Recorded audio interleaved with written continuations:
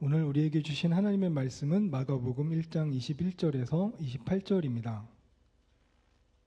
마가복음 1장 21절에서 28절 말씀 저희들 한 절씩 교독하겠습니다. 그들이 가버나움에 들어가니라. 예수께서 곧 안식일에 회당에 들어가 가르치시매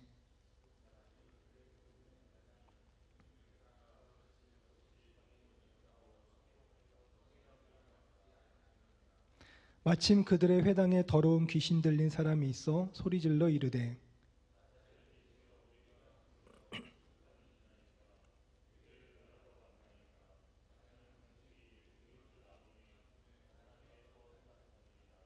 예수께서 꾸짖어 이르시되 잠잠하고 그 사람에게서 나오라 하시니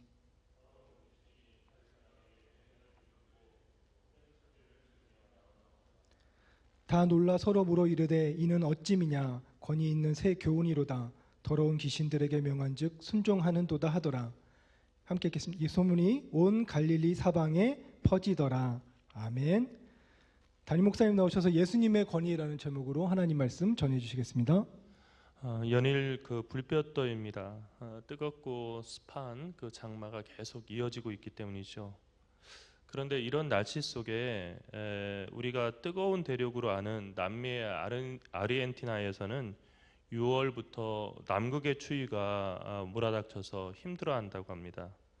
외신을 보니까 먹이를 찾아가지고 이제 들판에서 먹이를 찾을 수 없어서 도시까지 왔던 그 여우가 바로 그대로 길 위에서 얼어붙어서 죽은 그런 그 사진이 있었고, 또 오리도 그냥 그 서 있는 채로 그대로 얼어버린 그런 사진들이 있었습니다.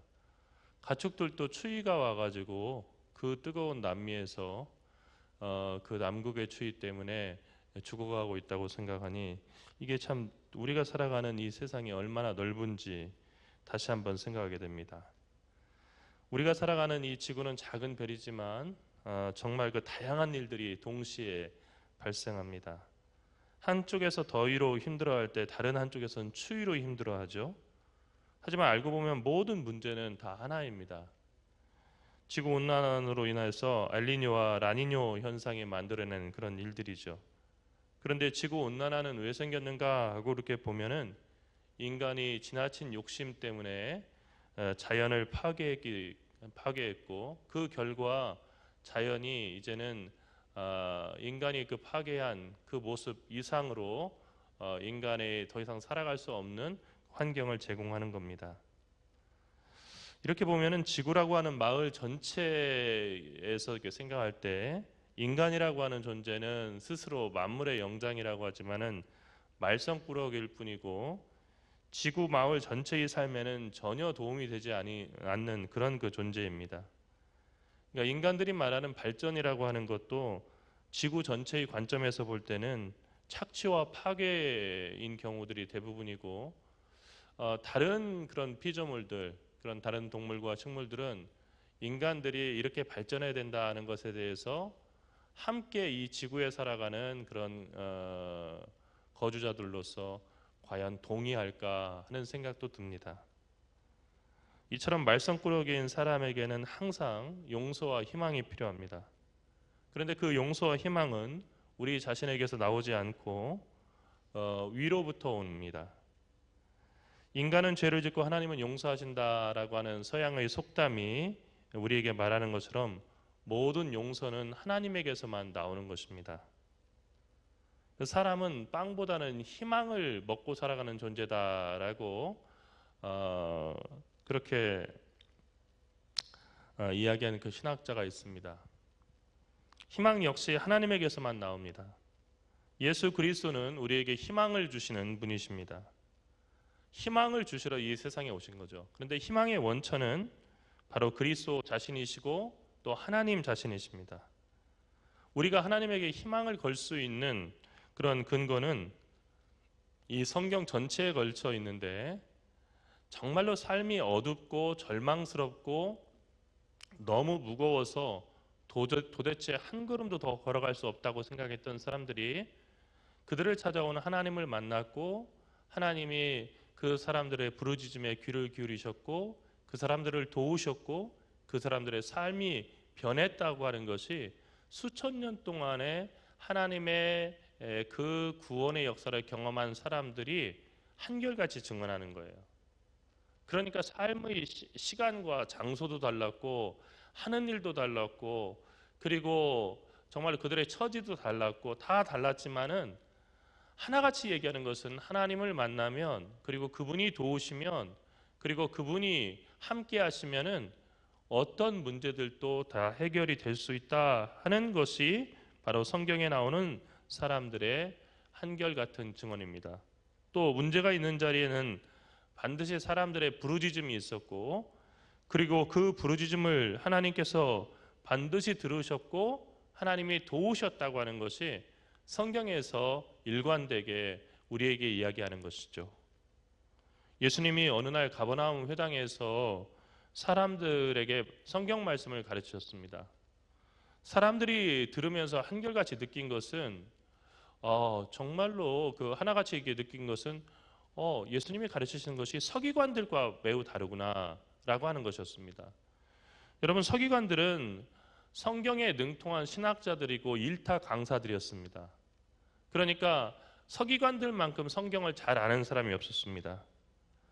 사람들이 알기는 분명히 예수님은 학벌도 그리고 배경도 서기관들에게 미치지 못하는 그냥 일개 목수라는 것을 알았는데 그런 예수님이 성경을 가르치시는데 딱 들어보니까 이 서기관들이 범접할 수 없는 그런 권위가 느껴졌다는 것입니다. 그것은 우리가 성경을 통해서 알고 있지만은 저자 직강이기 때문이죠. 하나님의 아들이신 그분이 하나님에 대해서 얘기하셨고 또 하나님의 아들이신 그분이 하나님의 말씀에 관해서 증언하셨기 때문에 그 말씀이 힘이 있었다는 겁니다. 그러니까 우리가 신약 성경을 통해서 예수님의 약속을 들으면서 그리고 그분의 말씀을 들으면서 소망을 가질 수 있는 것은 그분께서 하신 말씀이 곧 하나님의 말씀이고 하나님의 약속이기 때문입니다. 수고하고 무거운 짐진 자들아 다 내게로 오라 내가 너희를 쉬게 하리라 말씀하신 그 예수님의 말씀은 단순한 위로가 아니고 보증이 있는 약속입니다. 내가 너희와 항상 함께 하리라 이 말씀도 사실은 반드시 그렇게 된다고 하는 그 말씀이죠. 회당에서 나오셨을 때 귀신 들린 한 사람이 예수님을 보고 외쳤습니다. 나사렛 예수여 우리가 당신과 무슨 상관이 있습니까? 우리를 멸하라고 오셨습니까? 우리는 당신이 누구인 줄을 압니다. 당신은 하나님의 거룩한 자입니다. 이 귀신들이 귀신 들린 사람 가운데 있었던 귀신들 그러니까 그 귀신이 한 마리가 아니었다는 거죠. 여러 귀신들이 예수님을 함께 알아보고 그분이 하실 일을 정확하게 말한 것입니다. 귀신에 눌려있는 사람이라도 예수님을 만나면 그 귀신으로부터 자유롭게 하고 구원하실 수 있는 능력이 예수님께 있다는 것을 귀신들이 아는 거예요. 그 순간 예수님께서 그 귀신들에게 명령하시기를 잠잠하고 그 사람에게서 나오라 했더니 그 사람이 깨끗하게 나았다는 것입니다. 2024년 우리가 지내는 이 뜨거운 여름 물론 여러분들은 학원과 학교에 계속 있기 때문에 오히려 냉방병에 걸릴 정도로 추운 데서 지낸다고 하지만 사실 여름은 어느 그 계절보다도 공부하기가 힘든 그런 계절인 게 분명하죠. 그래서 또 많이들 힘들어도 하고 방황할 수도 있는 그 시간입니다. 그런데 우리가 이게 지내는 2024년의 여름은 2023년의 여름이나 그 전에 수천 년 전, 수백 년 전의 그 여름이나 마찬가지 그 여름입니다. 기상이변이 속출하지만 그래도 여름은 여름일 뿐이라는 것입니다. 우리의 삶도 마찬가지입니다. 나는 왜 정말로 경쟁률이 이렇게 심한 대한민국이라고 하는 지옥과 같은 그런 사회에서 수험생으로 태어나서 이렇게 어렵게 살아갈까라고 이렇게 생각을 하지만 수천 년간 이 땅에서 이게 살았던 많은 학생들이 있죠. 우리가 조선시대 때 보면 고려시대 때나 조선시대 때 보면 과거를 보기 위해서 이렇게 열심히 공부하던 그런 선비들이 있었습니다. 그런데 그 선비들을 생각해 보세요. 요즘처럼 선풍기 하나 없는 그런 세상 속에서 긴 그 옷을 입고서 방 안에 앉아서 글을 읽었어요. 그렇게 해서 몇 년간 정말로 엉덩이에 땀띠가 날 정도로 그 책을 읽어가지고 과거를 보러 가잖아요. 그럼 옛날 얘기에 많이 나왔던 그 얘기가 있잖아요. 한양까지 오는 그 길에서 그냥 오는 것이 아니고 산속에서 호랑이를 만났어요. 호랑이. 그래서 과거 보러 가는 길에 활을 들고 가고 칼을 들고 가서 그 같이 떼를 지어 가지고 산을 넘어가고 그리고 또 다시 산을 넘어가고 하면서 한양까지 와서 시험을 봤다는 얘기입니다. 요즘에 우리 이 서울에 와서 시험을 보기 위해서 전국에서 목숨을 걸고 시험을 보러 왔다는 얘기예요. 우리가 공부하는 게 힘들지만 호랑이하고 싸워서 이겨야 우리가 수능 시험을 볼 수 있고 또 고등학교 입시 시험을 볼 수 있는 건 아니잖아요. 그런 거 보면은 예전보다 분명히 사는 것이 나아졌는데 그러나 사람들은 항상 자기가 살아가는 이 시대가 가장 힘들다고 생각하는 거예요. 오늘 성경 말씀에 여러 귀신 들리는 그런 사람의 이야기가 나오잖아요. 귀신이 하나 들었어도 참 그 사람의 삶이 피폐했을 텐데 귀신들이 이렇게 단체로 몰려와가지고 이 사람을 다 짓밟았으니 이 삶이 얼마나 힘들었겠어요.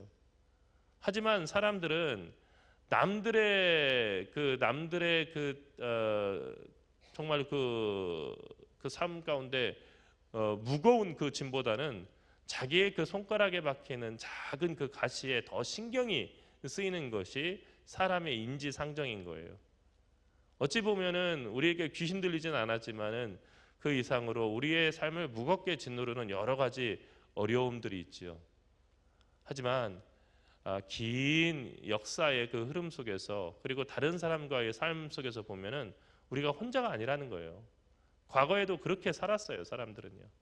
그리고 시험 준비라는 것은 어느 학생들에게나 고려시대 때 그 학생들이나 조선시대 때의 그 선비들이나 지금의 우리에게나 다 힘든 일이었다는 것입니다.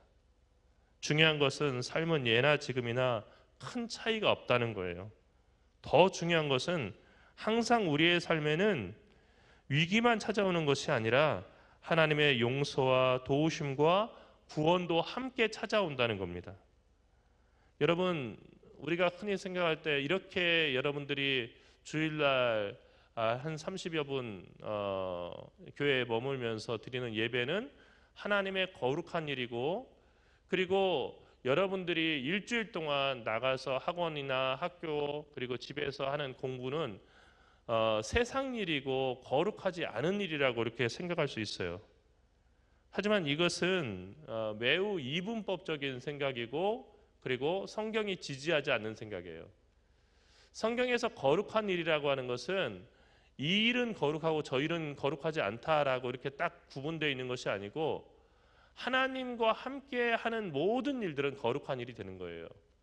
예컨대 성경의 다니엘서 우리가 살펴보기도 했었지만은 다니엘서에서 다니엘이 왕궁의 그 영제반에서 공부를 할 때 정말로 하나님의 이름을 위해서 부정한 음식을 먹지 않고 열심히 그 공부했던 것, 그 공부 자체가 다니엘에게는 거룩한 일이 됐다는 것입니다. 여러분들이 하는 공부도 역시 마찬가지죠. 하나님은 그분의 자녀인 여러분들이 하는 모든 일에 관심이 있으시고 그리고 여러분들의 모든 일을 도우시기를 원하세요. 하나님이 여러분에게 절대로 적대적인 분이 아니라는 것을 깨닫는 게 참 중요해요.